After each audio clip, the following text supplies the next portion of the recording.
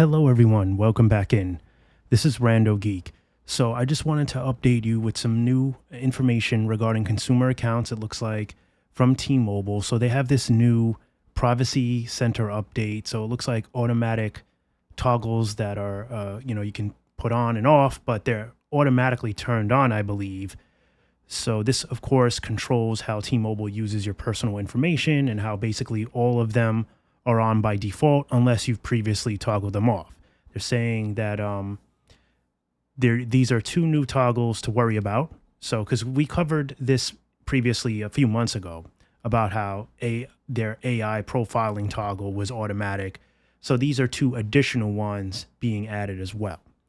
And so if you don't like that, you don't automatically want these types of things turned on for you, which many don't, right? You may not want to share certain information with your, wireless provider, and that's your free will to do so. And they used to give you the option to just accept or not accept. Now it's done by default. So we're going to talk about like how it works and what you can do, etc. So fraud and identity theft protection. So they're saying there's one called fraud and identity theft protection. They're saying that seems the most innocent of the two. That's what they're saying, and is described as using your data to create indicators of potential fraud. So there's a message included in the article, which I'll link for you down below in the description. And it says, share your data to help protect you against fraud and identity theft.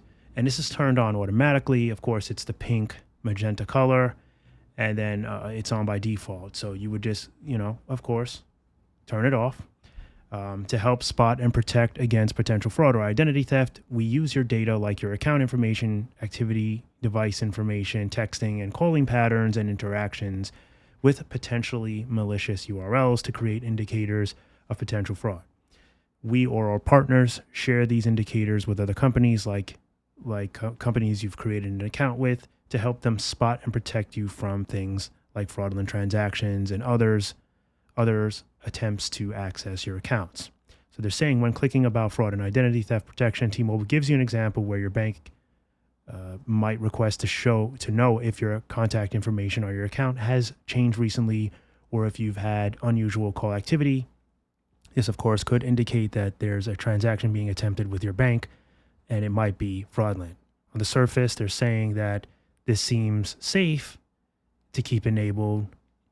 Using your personal data as an indicator of fraud for the other companies makes sense. However, they're saying it's unclear what other companies might request this data and what security is in place to prevent its abuse. They say, so that's, 100% true.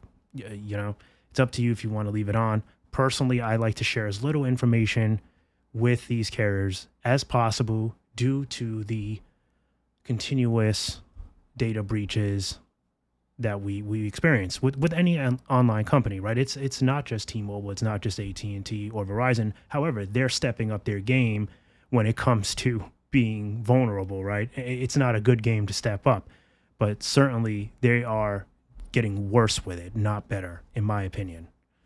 All right, so next is sharing certain financial information.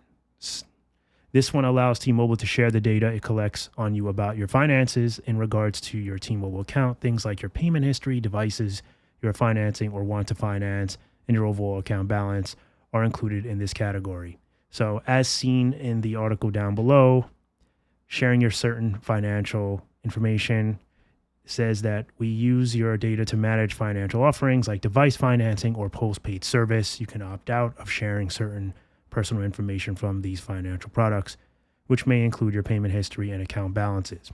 Turning off this means we will not share your information with financial companies for joint marketing, affiliates for everyday business purposes if the data is about your credit worthiness, affiliates for their marketing purposes, and non-affiliates for their marketing purposes. So again, these are on by default, which is pretty much the issue that I have with it. Because if you know that it's on, you can turn it off, right? And choose or not choose to share this information. Some of you might be okay with sharing this. Sometimes it helps you get better deals. You might get good credit offers, right? Device offers, if you're sharing your financial information. If they see that you pay your bill on time, you've financed phones and you're good on it, right? You haven't defaulted on payments. You might get better offers. You might get better interest rates or better deals overall. And some of you might want that. Personally, like I said, I don't like that it's on by default because there's a lot of people that are not going to find out about this. They don't watch videos on YouTube about these types of, subjects. They're not going to read the article. They might just be like a family, a few family members that have lines. They're not really that into it, and they don't follow their news. They want T-Mobile, they want AT&T or Verizon, but they don't follow the trends. They don't follow what's going on with it, right? So they're never going to know about this unless they go snooping around in the app, and then maybe they come across it and say, hey, what is this? And then turn it off. But, like I said, there's a lot of people that are just going to have that information being shared by default without their permission. So that's the biggest concern here, is it should not be by default. And then, of course, how to disable this, right? Saying, you're going to go to the privacy center. Each of T-Mobile's brands from postpaid to prepaid have separate logins to access this panel. For the purposes of the article, they're saying they've used a standard T-Mobile postpaid plan. So on mobile, you can open the T-Life app, go to the Manage tab, hit the gear icon at the top right, and scroll down to the privacy and policies, and then tap it. Then tap Privacy Dashboard to access via the web instead.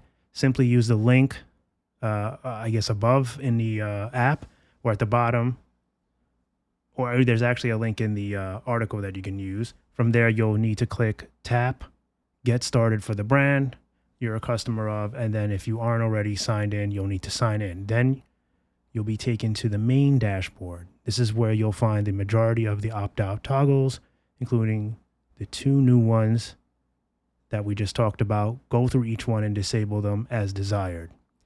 Do note that the toggles are on a per line basis, so you'll need to adjust the toggles that you want to change and repeat the process for each line you have. So if you have 4 lines, you got to do this for each line, apparently. So you see what I mean? This is kind of, it's a problem. So even if you got rid of yours, you wouldn't have even known that it was for each line. You would have maybe just saw your line, and you don't maybe check everybody else's line, right? So I don't like that it's on by default. That's my biggest concern with it. We already know that companies try to share our information and do all these things, but you should have the option to whether or not you want that to happen. It's 2025. You know what I mean? Like, enough is enough with that. Give people what they deserve, the opportunity to not be, prone or vulnerable, should I say, to a cyber threat. Now, these companies are constantly doing us wrong, and we want as little information in the hands of these corporations as possible. That's my personal opinion. If you don't agree with that, maybe you're not worried about having your data on a dark web, but I think most of us are. It's not a good place to be. And that's it. I think there's another area where you can click on Manage, Do Not Sell or Share, and Update Marketing Preferences. This button is near the bottom of the page, saying these buttons lead to 2 separate pages that have even more toggles related to those subjects. All right, so hopefully that was clear enough for you. I didn't do a live demo of it because, I don't have the app at the moment. But let me know if you guys have any questions for me down below in the comment section. As always, thank you for stopping by and watching, and I'll catch you in the next one. Bye for now.